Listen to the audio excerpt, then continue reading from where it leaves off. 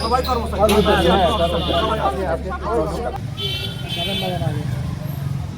না তার জায়গা থেকে সে বলবে, কারণ সে তো আসলে এদিকে নেই ওদিকে যাই হোক একজনের কথা আর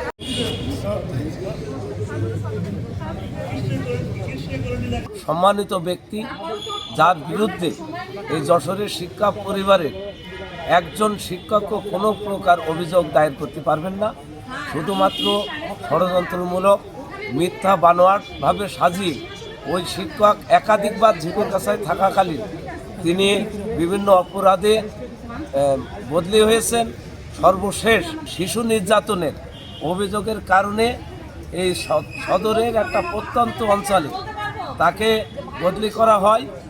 সেই ক্ষোভে, সেই রাগে, সেই তার বশবর্তী হয়ে এই ষড়যন্ত্রমূলক সাজানোভাবে পরিকল্পিতভাবে তিনি আমাদের সম্মানিত আশরাফুল আলম স্যার তাকে ফাঁসানো, আমরা মনে করি ফাঁসানোর চেষ্টা করেছেন। আমরা চাচ্ছি যে সম্মানিত ব্যক্তি হিসাবে তাকে আমরা মুক্ত করতে চাই।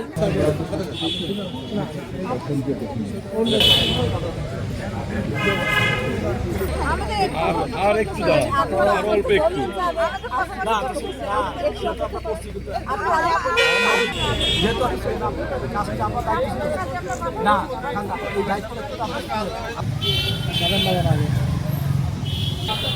ভালো আসছে না।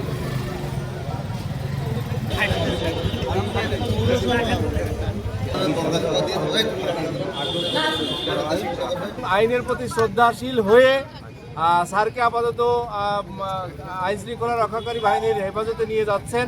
স্যার যা থাকবেন ডিবি কার্যালয়ে।